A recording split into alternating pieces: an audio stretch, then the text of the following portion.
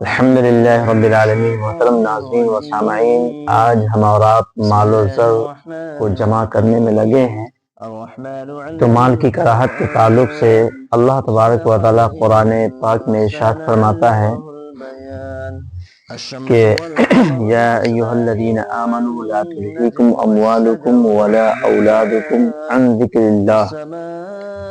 اللہ ومن یفعل ذلک فاولئک هم الخاسرون۔ یعنی اے ایمان والو، تمہارے مال اور تمہاری اولاد ایسا نہ ہو کہ تمہیں اللہ کے ذکر سے غافل کر دیں۔ اللہ اکبر۔ اور جو ایسا کرے گا وہی لوگ نقصان میں ہیں۔ اللہ اکبر۔ یعنی اللہ تبارک و تعالی واضح طور پہ ارشاد فرما دیا کہ یہ مال اور یہ اولاد ہمارے لیے جان کا بوال ہے۔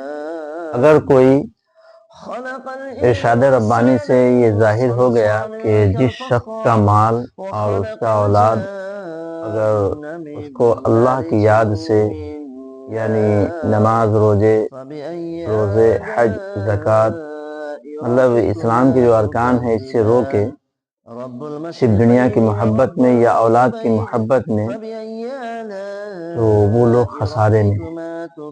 اور حدیث پاک میں ہے، اللہ کے رسول صلی اللہ تعالیٰ علیہ وسلم ارشاد فرماتے ہیں کہ اولاد اور مال دین میں اس طرح نفاق پیدا کرتی ہے، اس طرح سے نفاق کی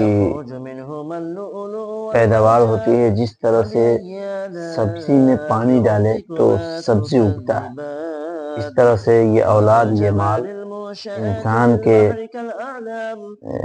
دین میں کمی پیدا کرتا ہے۔ اور پھر فرماتے ہیں میرے آقا صلی اللہ تعالیٰ علیہ وسلم کہ جس طرح دو بھوکے بھیڑیے بکری کے زیور میں گھس کر جتنی تباہی نہیں مچاتے، اس سے زیادہ تباہی انسان کو مال اور اس کی اولاد کی محبت دین میں نقصان پہنچاتا ہے۔ اللہ۔ تو قرآن پاک سے بھی ثابت ہو گیا اور حدیث پاک سے بھی کہ یہ مال و زر، یہ اولاد، یہ سب ہمارے لیے جان کا وبال ہے۔ ایک مرتبہ میرے آقا صلی اللہ تعالیٰ علیہ وسلم سے صحابہ نے دریافت کیا، یا رسول اللہ، آپ کے امت میں سب سے برے لوگ کون ہیں؟ تو حضور فرماتے ہیں جو عمرہ ہیں، یعنی پیسے والے لوگ۔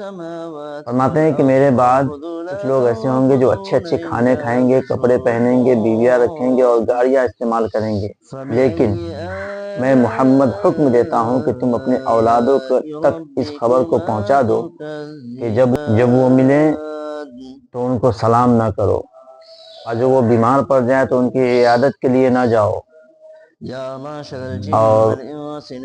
اور جو اس حکم کے خلاف کرے گا گویا کہ وہ دین کو برباد کرنے میں اس کا ساتھ دے گا۔ اللہ اکبر کبیرہ۔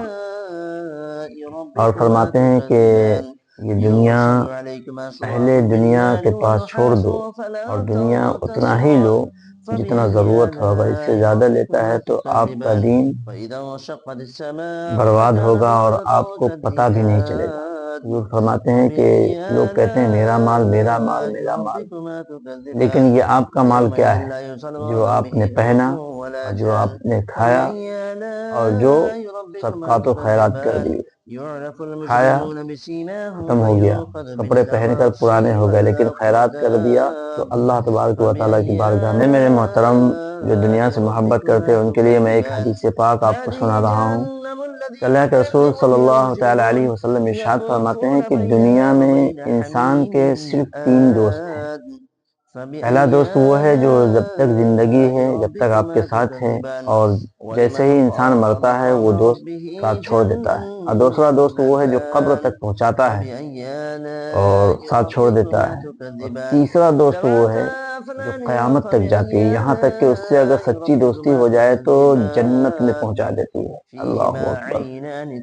وہ جو پہلا دوست ہے وہ آپ کا مال و زر ہے، جو آپ کی آنکھ کھلی ہوئی ہے جب تک آپ کے ساتھ ہے، اور دوسرا آپ کا اولاد اور آپ کے رشتہ دار ہیں جو قبر تک لے جا کر چھوڑتے ہیں، اور تیسرا دوست حضور فرماتے ہیں کہ اعمال صالحہ، یعنی آپ نے دنیا میں رہ کر جو خیرات کیے، نمازیں پڑھی، جتنے عبادات کیے، یہ سب قیامت تک جاتی ہے، آپ کی بخشش فرماتی ہے۔